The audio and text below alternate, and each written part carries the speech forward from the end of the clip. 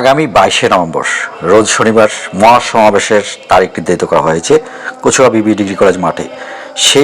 এই সমাবেশকে সফল করার লক্ষ্যে 7 নম্বর ইউনিয়ন বাংলাদেশ জাতীয়তাবাদী দল বিএনপির অঙ্গ সংগঠনের সকল নেতৃবৃন্দ উপস্থিত হয়েছে কিভাবে এই সমাবেশকে সফল করা যায়। আলোচনায় বিভিন্ন ধরনের কথা উঠে আসে এবং কে কিভাবে লোক আনতে হবে এবং কিভাবে লোক আসবে এবং কখন থেকে এই অনুষ্ঠান শুরু হবে কিংবা সমাবেশ শুরু হবে তা নিয়ে অনেক আলোচনা শুরু হয় এই অনুষ্ঠানে। 7 নম্বর ইউনিয়ন হচ্ছে আপনার কচুয়ার প্রপার কেন্দ্র এবং আপনার সবচেয়ে নির্যাতিত কেন্দ্র, সেই হিসাবে এখান থেকেই উপস্থিত হয় আন্দোলন সংগ্রামের সকল প্রস্তুতি গ্রহণ। 7 নম্বর ইউনিয়ন হচ্ছে সদর একটি 7 নম্বর ইউনিয়ন, যেই ইউনিয়নের সবচাইতে বেশি নির্যাতিত নিপীড়িত মানুষ এবং এখানকার মানুষের আন্দোলন সংগ্রামে সবচাইতে বেশি উপস্থিত দেখা যায় কচুয়া কেন্দ্রীয়ভাবে।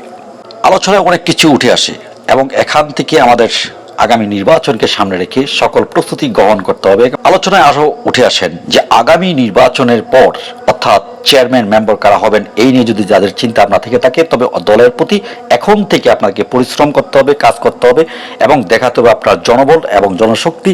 তার দলের জন্য পরিশ্রম করতে হবে, দলের জন্য ত্যাগ স্বীকার করতে হবে, দলের জন্য অর্থ ব্যয় করতে হবে। আর যদি এসব কিছু না করতে পারেন তাহলে আশা করি এই দল থেকে আপনি কোনো ধরনের চিন্তা ভাবনা বাদ দিয়ে অন্য চিন্তা করতে পারেন। এগুলি মন্তব্য এখানে উঠে এসেছে।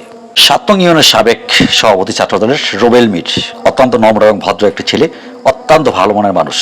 অনেক কথা বলেছি, যা হঠাৎ করে চলে আসছে দেশের মাটিতে। আন্দোলন সংগ্রাম এবং দুর্দিনে যে পাশে ছিল, অত্যন্ত ভালো মনের মানুষ এবং প্রতিটা প্রোগ্রামে আমাদের সাথে সময় দিয়েছি। অসংখ্য ধন্যবাদ রুবেল মির, তোমাকে। ভালো থেকো, সুস্থ থেকো।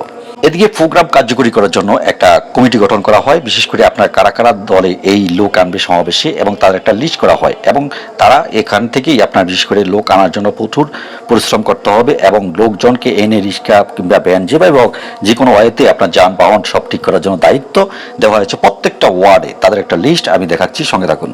তবে এই লিস্টে শেষ লিস্ট নয়, এখান থেকে যারা যাবে আপনাদের কাছে আর তারা আবার নতুন করে কারোকে সঙ্গে নিতে পারবে এবং অনেক লোক এখানে ঢুকাতে পারবে। তবে সবাই কিন্তু দলের জন্য কাজ করতে হবে। আমি আবারও বলি, এই লিস্টে শেষ লিস্ট নয়, এখানে শেষ মুহূর্তে আমাদের সভাপতি শেষ বক্তব্য দিচ্ছেন বিদায় বেলায়। সবাই একটু সঙ্গে থাকুন এবং শুনুন। আমরা এই সাকসেস কিভাবে করব সেই কর্মসূচিগুলো আমরা এই আলোচনা পর্যালোচনা এতক্ষণ আগে আমরা করছি। করে আমরা প্রত্যেক ওয়ার্ডে ওয়ার্ডে একটা কমিটি করে দিছি। এই কমিটি কোনো শেষ কমিটি না, এটা প্রস্তুতি কমিটি। মিটিংয়ে কীভাবে লোকজন আনবে, কি হইতে পারে, কি খরচ হইতে পারে, এগুলা সবাই মিলে দেখবে। তবে আমরা লোকজন উপস্থিত করাইতে হবে, যেহেতু আমাকে ইউনিয়নটা ছোট হইলো, আমাদের ইউনিয়নটা সবচেয়ে গুরুত্বপূর্ণ। লোকজন আনার ব্যাপারে, লোকজন উপস্থিতি করানোর ব্যাপারে পৌরসভা থেকেও বেশি আমাদের দায়িত্ব বেশি। যার জন্য আমরা কিভাবে সুন্দরভাবে আমরা প্রত্যেক ওয়ার্ড থেকে আমরা লোকজন নিয়ে আসবো এই চেষ্টা আমরা করি এবং এই কর্মপরিকল্পনার উপরে আমরা আজকে এখান থেকে বিদায় হয়ে যাই যে আমরা সর্বোচ্চ লোকজন কীভাবে